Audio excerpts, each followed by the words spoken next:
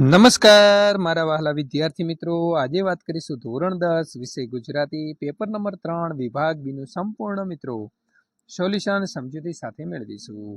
એ પહેલા ચેનલની અંદર પ્રથમ વખત આવ્યા છો અને મિત્રો તમે જો 5 પ્રેક્ટિસ પેપરનું સોલ્યુશન મેળવવા માંગો છો તો ચેનલને ખાસ સબસ્ક્રાઇબ કરી દેવા માટે મિત્રો તમને વિનંતી છે। વિદ્યાર્થી મિત્રો, જો તમને અમારું કામ ગમતું હોય તો ખાસ સબસ્ક્રાઇબનું બટન દબાવી અને શેર બટનથી તમારા મિત્રો સુધી વિડીયો શેર કરવાનું ભૂલશો નહીં। પેપર 3 વિભાગ બીની વાત કરીએ તો પદ્ય કૃતિ અને સાહિત્ય પ્રકારના મિત્રો આપણે જોડવાના છે। તો પહેલું છે વૈષ્ણવજન, તો પદ છે એટલે એને આપણે ઈ સાથે જોડીશું। દીકરી છે મિત્રો ગઝલ છે એટલે કે ડ સાથે જોડીશું। વતનથી વિદાય થતા તો આવશે સોનેટ એટલે કે અ। બોલીએ ના કંઈ તો એ છે ગીત, તો એને આપણે બ સાથે જોડીશું અથવા આ પ્રકારે પણ તમે જવાબ લખી શકો છો। ત્યારબાદ નીચે આપેલા વિકલ્પમાંથી યોગ્ય વિકલ્પ પસંદ કરી અને ખાલી જગ્યા પૂરો। ભણે નરસૈયો તેનું ખાલી જગ્યા કરતા કુળ 71 તાર્યા રે, તો મિત્રો આવશે દર્શન। ભણે નરસૈયો તેનું દર્શન કરતા કુળ 71 તાર્યા રે। રાત રાણી ખાલી જગ્યાથી નહાય છે, તો રાત રાણી જે છે મિત્રો ઝાકળથી નહાય છે। ખોરડું નાનું, હાઈકુના કવિ કોણ છે, તો મુરલી ઠાકુર જે છે મિત્રો છે। મારે શિરની આશીષનો વિસ્તાર, તો મિત્રો ભારત માતા। ક નીચે આપેલા પ્રશ્નોના એક વાક્યની અંદર જવાબ લખો। તમારા પાઠ્યપુસ્તકમાં કટાવ અને મનહર જેવા મિશ્ર છંદમાં રચાયેલી કઈ કૃતિ છે? તમારા પુસ્તકમાં કટાવ અને મનહર જેવા મિક્સ છંદમાં એક બપોરે કૃતિ જે છે મિત્રો છપાયેલી છે। કવિ સ્નેહનું ઝરણું કોને કહે છે? તો કવિ સ્નેહનું ઝરણું દીકરીને કહે છે। નીચે આપેલા પ્રશ્નોના 3-4 વાક્યની અંદર ઉત્તર લખો, ગમે તે બે। ચાંદલિયો લોકગીતના આધારે રાત્રિનું વર્ણન કરો, તો ચાંદલિયો લોકગીતમાં શરદ પૂનમની રાત છે। 16 કળાએ ખીલેલો ચંદ્ર કાવ્ય નાયિકાના ચોકમાં જાણે ઉગ્યો હોય તેમ વાતાવરણ શીતળ મધુર રમ્ય છે। આ રાત્રિએ જ સ્ત્રી પુરુષો ગરબે રમે છે અને ચંદ્રની ચાંદનીમાં શીતળ થયેલા દૂધ પૌવાનો સ્વાદિષ્ટ આનંદ લે છે। પ્રશ્ન નંબર 28, બોલીએ ના કંઈ કાવ્યના કવિ આપણે વ્યથામાંથી કેવી રીતે રસ્તો કાઢવાનો કહે છે? તો આ ગીત કાવ્યમાં કવિ રાજેન્દ્ર શાહ એ વાત કરી છે કે લોકોને આપણા દુઃખમાં જ વધારે રસ હોય છે, તેમાંથી આપણને બહાર કાઢવામાં કે મદદ કરવામાં કોઈને રસ નથી। કોઈ પણ દુઃખ કે સંકટ આવી પડે ત્યારે આપણે જાતે જ તેનો સરળ રસ્તો શોધી કાઢવો જોઈએ અને આ મુશ્કેલીની બીજા સમક્ષ ફરિયાદ, મિત્રો અહીં ફરિયાદ કરી દેજો, ફરિયાદ કરવાનો કોઈ પણ મતલબ નથી। ગમે તેવી કપરી સ્થિતિની અંદર પણ બાહ્ય વ્યવહાર શાંત જે છે મિત્રો હોવો જોઈએ। ત્યારબાદ મિત્રો આગળ વાત કરીશું પ્રશ્ન નંબર 29, કવિ પક્ષીને પામવા શું કરવાનું કહે છે? તો કલાપીએ પક્ષીના ગુંજનની વાત કરી છે, તેને પામવાનો પ્રયત્ન કરવાની વાત કરી છે, તેને મારવાના નથી, તેને તો આપણે છુપાઈને તેનો કલરવ એટલે કે મધુર ગીતો સાંભળવાના છે, તેનાથી તેની સૌંદર્યતા માણવા મળશે અને આનાથી પક્ષી તેના ઈશ્વર સાથે તારાઉરમાં વાસ કરશે। મિત્રો ત્યાર પછી વાત કરીશું નીચે આપેલા પ્રશ્નોના 10-12 વાક્યની અંદર મુદ્દાસર જવાબ લખો। ગમે તે તમારે મિત્રો 2 પ્રશ્નો લખવાના રહેશે। પહેલું છે શીલવંત સાધુ, તમે કોને કહેશો તે કાવ્યના આધારે જણાવો। તો શીલવંત સાધુને ભજનમાં ગંગા સતીએ જે શીલવંત સાધુના લક્ષણો વર્ણવ્યા છે તે મિત્રો આ પ્રમાણે છે। જે સંદર્ભે એક પંક્તિ યાદ આવે છે કે વેપાર કરે આજનનો તે ઉતારે ભવપાર, શીલવંત સાધુ તે ખરો જે સઘળો સુતારે સંસાર।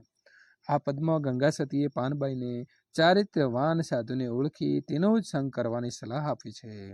ચારિત્ર્યવાન સાધુના વર્તનમાં કોઈ ઉતાર ચઢાવ જોવા નહીં મળે, એમના ચિત્તની વૃત્તિ હંમેશા નિર્બળ અને પવિત્ર હોય છે, આથી જ પરમાત્માની એમના ઉપર કૃપા વરસે છે। એમના હૃદયમાં શત્રુ કે મિત્ર એવો કોઈ ભેદભાવ હોતો નથી, એમનું લક્ષ્ય તો કેવળ પરમાત્મા જ હોય છે। એમના મન વચન અને વાણીમાં એકરૂપતા હોય છે અને એ સાધુના નિયમન સારી રીતે પાળે છે। એ આઠે પહોર દિવ્યા આનંદમાં મિત્રો રહે છે અને એમની તુર્યાવસ્થા જાગી ગઈ હોય છે। એટલે કે પ્રભુના ધ્યાનમાં જ મસ્ત હોય છે. એ નામ અને રૂપથી પર હોય છે, એટલે કે એ મોહ માયાથી પર હોય છે. એ હંમેશા ભજનમાં જ વ્યસ્ત હોય છે અને એમને કેવળ પરમાત્માના વચનોમાં જ વિશ્વાસ હોય છે. આવા સંતનો સંગ કરવાથી જ સંસાર તરી જવાય છે અને છેલ્લે સંતના ઉચિતતાના સંદર્ભે કહેવું છે કે संत ऐसा चाहिए जैसा चंदन होय, जब जब घसीए उनको तब तब खुशबू होय। प्रश्न नंबर मित्रों 31, माधवने दीठो छे क्यांय? काव्यनो मध्यवर्ती विचार स्पष्ट करो। तो माधवने दीठो छे क्यांय गीतना केंद्रमा छे माधवने मेळववा माटे वांसळीना सूरनी तीव्र उत्कंठा। आ सूर कृष्णथी विखूटा पड़ी गयो छे अने आथे कृष्णना विस्तारमां तड़पड़ता सूरे कृष्णने शोध आदरी छे। એ બાળકૃષ્ણ સાથે જોડાયેલા તમામ સજીવ નિર્જીવ તત્વો પાસે જઈ મારા માધવને દીઠો છે ક્યાંય એવો પ્રશ્ન પૂછે છે અને ખાતરી છે કે કૃષ્ણ એને ક્યાંકથી તો મળવાનો જ છે. એટલે સૌ પ્રથમ કૃષ્ણની ચરણ રજથી પવિત્ર થયેલી માંગને એટલે કે માર્ગને મિત્રો ધૂળને પૂછે છે. ત્યાંથી કોઈ જવાબ ન મળતા એ યમુનાના વહેણ એટલે કે પાણી પાસે જાય છે અને ત્યાં પણ એ યમુનાના વહેણને મૂંગા જોઈ અને રાધાની આંખને ઉદાસ જોઈ નિરાશ થાય છે. પવનની લહેરખી એનો વ્યાકુળ કરે છે અને બહાવરી રાત્રિના પગલાના સ્પર્શથી રાત રાણીને ઝાકળમાં નાહતી જુએ છે. પણ વાંસળીના સૂરની કૃષ્ણને મેળવવાની ઉત્કંઠા સંતોષાતી નથી. કૃષ્ણના મુગટનું મોરપીંછ ઉડતું આવે તો એના સુવાળા રંગ સચાવવાની એટલે કે સાચવવાની એને ઈચ્છા થાય છે. અંતે સૂરમાં એક આશાનું કિરણ જાગે છે અને સૂરને પોતાની મુરલીના આભમાં કૃષ્ણના મિત્રોનો નામનો ચંદ્ર ઉગતો હોય છે અને એ ચંદ્રના કિરણોનો તેજ યમુનાના જળમાં રેલાય છે. હવે એને પાતાળમાં સ્થિર એટલે કે કૃષ્ણ દેખાય છે, પરખાય છે એટલે કે દેખાય છે અને અહીં સૂરની શોધ પૂરી થાય છે અને કૃષ્ણના મિત્રો દર્શન થાય છે. પ્રશ્ન નંબર 32, હું એવો ગુજરાતી કાવ્યમાં કવિએ ગુજરાતના મહિમાગાન માટે પ્રયોજેલા વિવિધ સંદર્ભો સ્પષ્ટ કરો.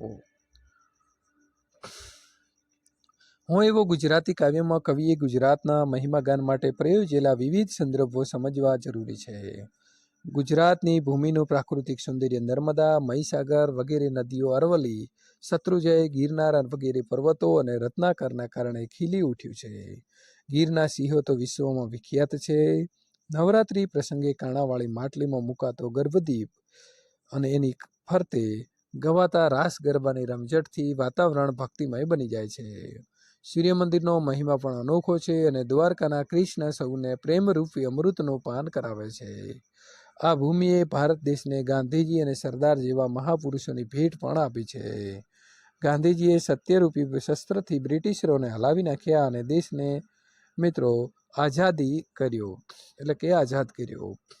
સરદારની એક આંખથી ખેડૂતોએ બ્રિટિશરોના વિચિત્ર કાયદાઓ વિરોધ કર્યો અને આ ભૂમિ પર નરસિંહના પ્રભાતિયા ઘેર ઘેર ગવાય છે.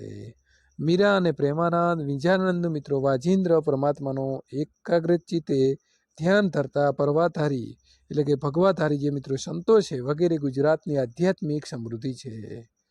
ગુજરાતની ભૂમિ સંતો અને શૂરવીરોની ભૂમિ છે. ગુજરાતની અસ્મિતા અને સંસ્કૃતિનું રક્ષણ કરવું એ એમના માટે સૌથી મોટું યોગદાન છે. મિત્રો આગળનું સોલ્યુશન મેળવવા માટે અહીં આપેલી એન્ડ સ્ક્રીન અથવા નીચે આપેલી ડિસ્ક્રિપ્શનની અંદર આપેલી લિંક ઉપર ક્લિક કરીને ત્યાંથી પ્લે લિસ્ટ ખોલીને મિત્રો જે પણ તમને વિષય ગમતો હોય તેનું સોલ્યુશન મેળવી શકો છો.